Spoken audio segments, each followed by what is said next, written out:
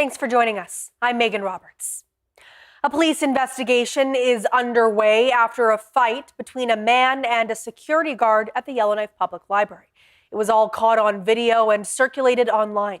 Devin Tredinik reports. The video blew up on social media this week. It went online Tuesday and shows a security guard hitting and shoving a man at Yellowknife's public library. It has since been taken down. But in an email to CBC News, RCMP confirmed they received a report about the fight. Officers say they found an intoxicated man in an altercation with security staff. 18-year-old Shauna Lemuel was there when the fight broke out. She says the man was sleeping and smelt of booze. She says security had asked him to leave. She shared her video with CBC. The guy grabbed his phone saying, "Let's go outside," to the security guard, and then pushed him off to the wall. And that's when the security hit him, slapped him, and then pushed him on the ground, and then that's when they started fighting. Lemuel says she was stunned to see the fight. She says she comes to the library often, but has never seen something like that before. Risk Control Canada provides security at the Yellowknife Public Library, declined to comment on the situation. RCMP say the intoxicated man was arrested and later released, and they are still investigating. Devin Tredinik, CBC News, Yellowknife.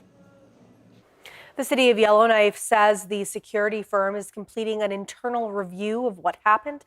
The city says it'll provide more information once that review is done. RCMP in Hay River, Northwest Territories have charged a 23-year-old Edmonton man after drugs, cash, and a firearm were seized during an eviction on November 17th. Police say officers found illegal cannabis and a weapon on the man. They also found about 49 grams of suspected crack cocaine packaged for sale, a prohibited pistol with the serial number removed, and more than $12,000 in cash. Rakundo Fota faces multiple firearms, drug trafficking, and breach of conditions charges. He remains in custody. Hay River is seeing a frightening increase in drug overdoses. It's having an impact on the whole community, including the youth. At least 21 people in the community have overdosed on contaminated drugs since October 22nd, though no one has died. One town councillor says it's creating an atmosphere of fear and dread. Scott Kluche is the executive director of the Hay River Youth Centre. We spoke earlier about how this crisis is affecting the town's young people. Scott, thanks for being here. Thank you so much for having me on, Megan. I'll start by just asking how the kids are doing at the centre right now in the face of everything that's been happening in the community. Yeah, I have to say our youth in this community are amazing. You know, you think of all the things that the youth have gone through over the past 5+ years, and I still see them every day with smiling faces, laughing, having fun, making joy. So I think that's a testament to how awesome the youth in this community are.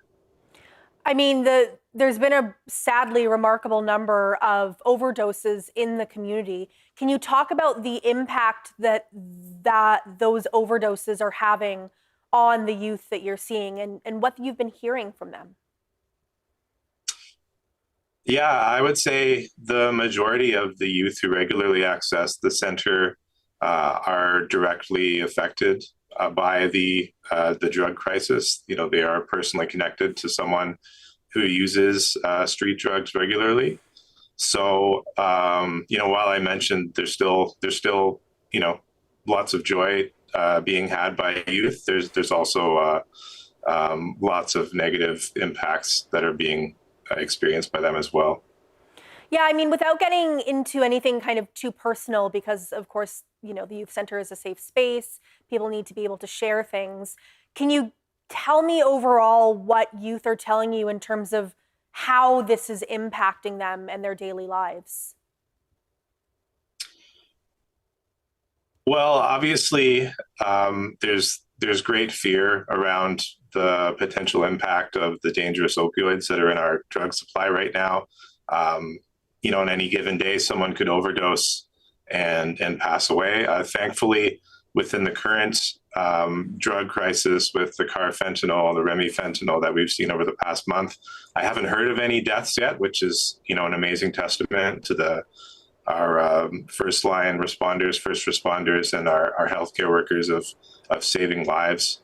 But certainly that's a fear that is present among everybody in the community and also among youth.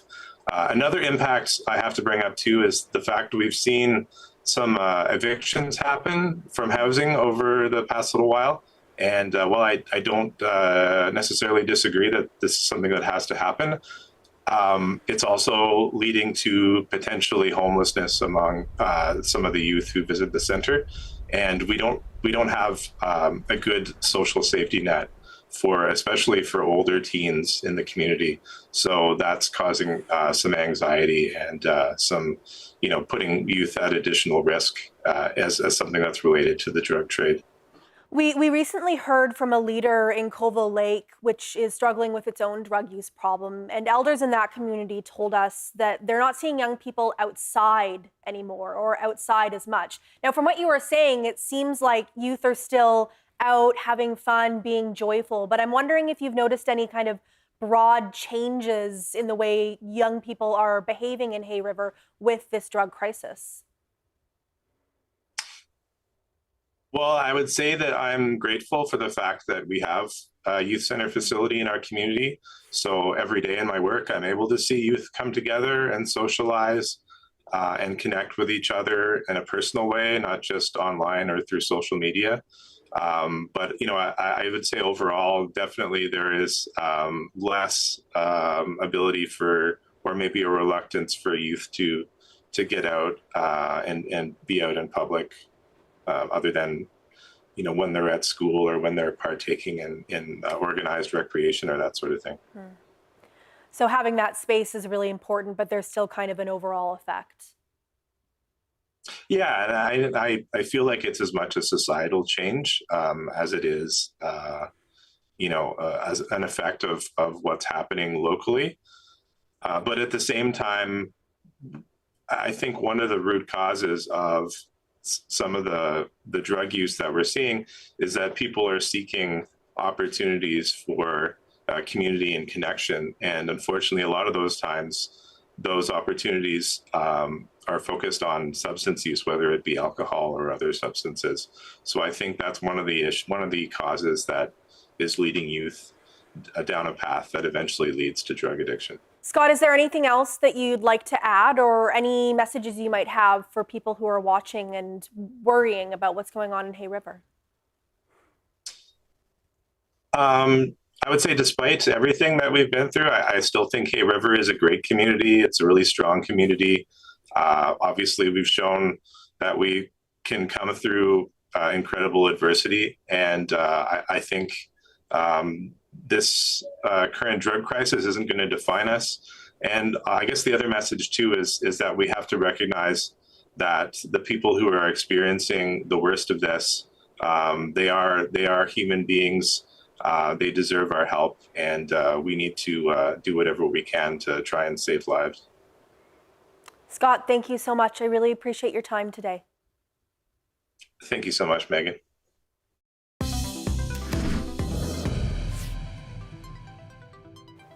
Well, the Geoscience Forum in Whitehorse is bringing together heavy hitters from the mining industry this week. The First Nation of Iqaluit decided to host a parallel event of its own. It's talking about the future of mining in its traditional territory and the catastrophic failure of the Eagle Gold Mine. Katrin Pilkington reports. I'm right across the street from the Geoscience Forum, where investors and proponents are getting a slightly different message about mining in the Yukon. On Tuesday, in front of 130 people who showed up either online or in person, the First Nation drove home what's at stake by summarizing the ongoing impacts of the Eagle Mine failure. Environmental consultants with the First Nation detailed an exhaustive list of missteps from both Victoria Gold and regulators.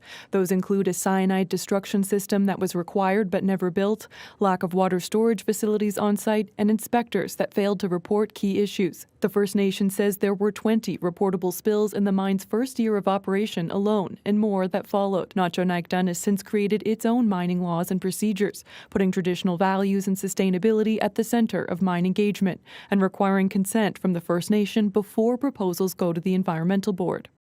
I think what we've seen is a really misguided sense from government that prioritizing approvals for mineral development projects over First Nation objections in the absence of land use plans is helping industry, and it's not. So far, Chief Donna Hope says the response from proponents has been positive. It has been really promising. And just as you've seen in the room today with the lack of questioning around that, it's really supported. And I think that everyone just understands we're at a point now where it's time. It's time. Hope said it's still unclear whether the new territorial government will be just as willing to listen. Katrin Pilkington, CBC News, Whitehorse. One of the biggest mines in the Northwest Territories, the Diavik Diamond Mine, is getting ready to shut down. This is where the Trailbreaker, CBC's morning show in the Northwest Territories, is broadcasting from this week. Tomorrow you will hear host Shannon Scott speaking with some of the people who call the mine their second home.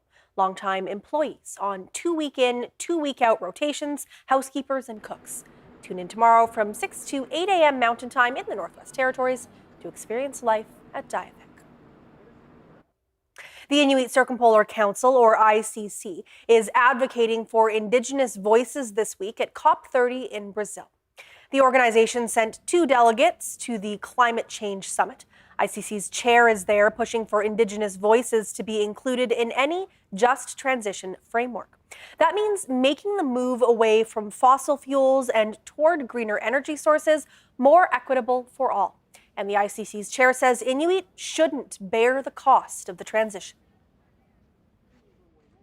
Crossing our fingers that it would get through the negotiations, that, for example, on the Just Transition Work Program, many states are currently supporting a standalone paragraph recognizing the rights of Indigenous peoples, including our right of self-determination and our right to free, prior, and informed consent. Right now, a paragraph highlighting Indigenous peoples' rights in a just transition is being drafted. Woolsey says she's continuing to work with parties to ensure this paragraph is included in any agreement before COP ends on Friday. In most of Canada, you can get a bit of cash for returning beer cans to recycling facilities, but in Iqaluit, that's no longer an option, and it's creating a problem in the community. Bianca McEwen tells us about one man's mission to curb the cans. Derek Allerton is on the hunt for beer cans. I usually give it a shake in case there's still some liquid in there, because I don't want that. He started collecting cans after Iqaluit's only beer can recycling facility, Northern Collectibles, closed down in July after 31 years. Now, he's picked up over 4,000 cans and counting. I have many reasons for picking up these cans. One, they're litter. They're an eyesore on the city. 2, I know these cans are easily recyclable and are actually quite valuable as a recyclable commodity.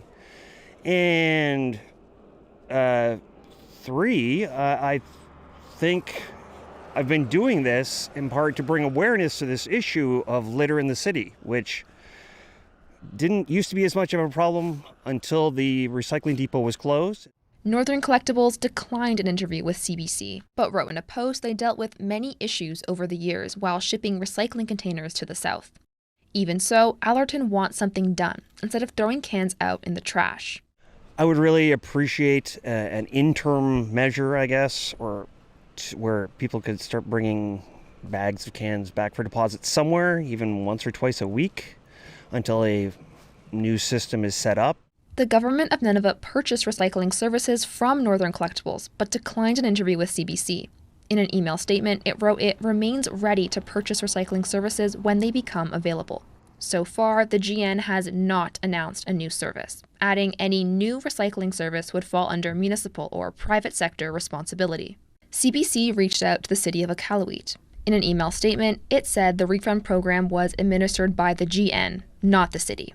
Any questions regarding beverage container recycling, such as replacement facilities or timelines, should be directed to the government of Nunavut, it said. So, what should people do in the meantime? Show some civic pride and do what I'm doing and pick up some cans. For Allerton, he'll get started on trash bag number 29. Bianca McEwen, CBC News, Iqaluit.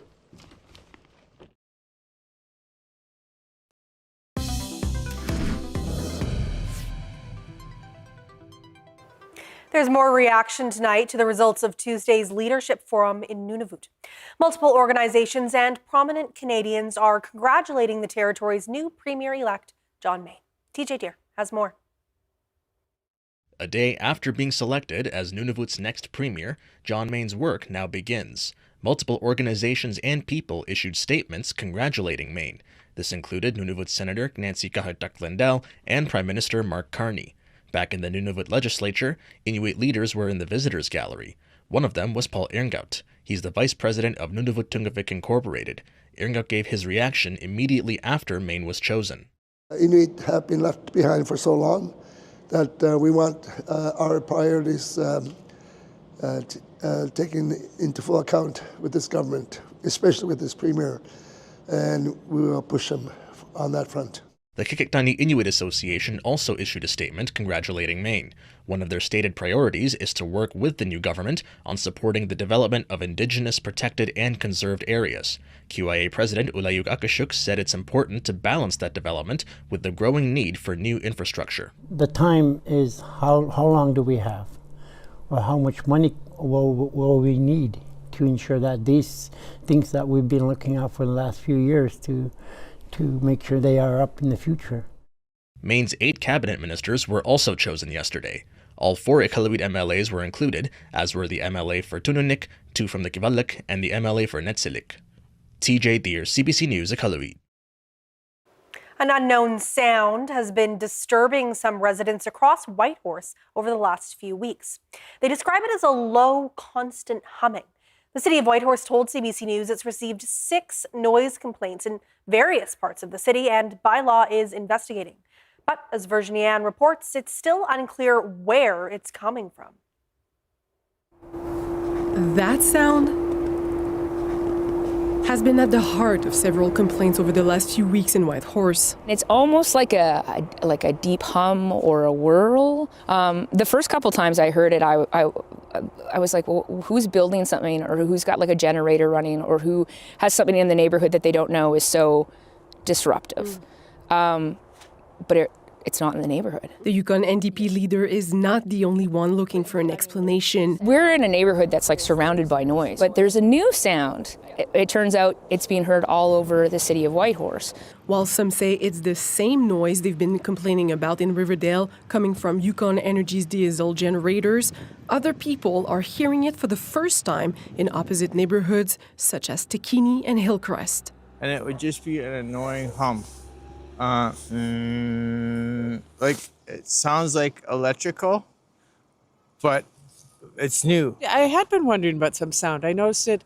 I've been walking to the pool, and I was thinking they were snow plowing Valley View, but then I have friends at Valley View, and then when I go visit them, it's not plowed, so that's not the noise. I noticed a few times the last while when we open our windows, there's like a low mechanical humming sound happening. I thought someone was maybe using machinery, but it seems quite repetitive and random. So, what is that noise? These neighborhoods are all near major roads or the airport or power plants, but so far, no official explanation. The city of Whitehorse says it doesn't know where it's coming from. A spokesperson with the Whitehorse Airport says it's business as usual over there. And at the Yukon Energy Corporation, it's highly unlikely that the noise from our generators is getting that far, anywhere further than like Riverdale. We're thinking that it's not coming from the diesel, especially places like Valley View and Tekini. But at the same time, the sound acoustics are a tricky thing, so we don't know for sure. McKenna says the facility's diesel generators are running more than usual due to high demand, and with that comes more noise. The corporation says it's searching for any abnormal sound levels in recent weeks. Until then, Whitehorse residents will continue to wonder, what's that noise? Unless it's identified, we'll just continue on. Virginie Anne, CBC News, Whitehorse. Yellowknife's 2 high schools faced off today for the Wade Hamer Challenge Cup. Every year, men's and women's teams from Sir John Franklin and St. Patrick High Schools compete in the hockey match. And this year, Sir John was victorious in the women's game with a final score of 6-2, while St. Pat's won the men's game 7-6. We were ringside for those games, and here are the highlights. To the right, crisscross, cha-cha, real smooth. I have been hearing about the Challenge Cup since I stepped onto this beautiful land, and I just hear the beautiful camaraderie between the 2 high schools, a friendly competition. They've been practicing since the beginning of September, so there's some seriousness and getting them prepared, but just the fun of sport. Every year, I realize how much of a privilege it is to be part of an event like this. I know even the staff at the front door, we reunite every year from the other school because this is where we see each other, and just the whole tradition behind the Wade Hamer Challenge Cup. It first started as an event of camaraderie and friendship, and 40 odd years later, it's still going. So. It really is a unique event, and it does draw a lot of people to the game, both the game that's happening today, but the game of hockey more broadly.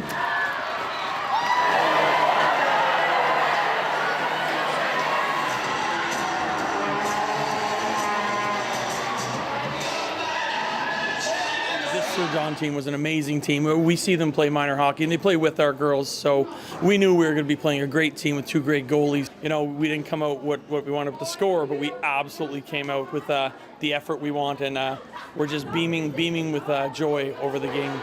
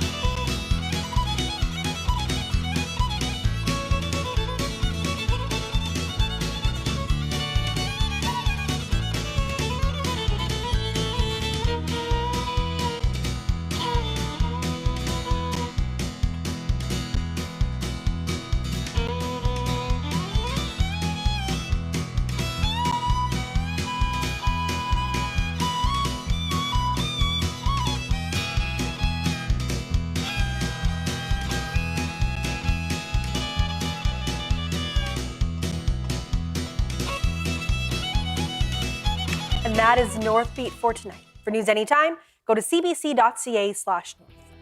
Thank you for watching. I'm Megan Roberts. Have a good night.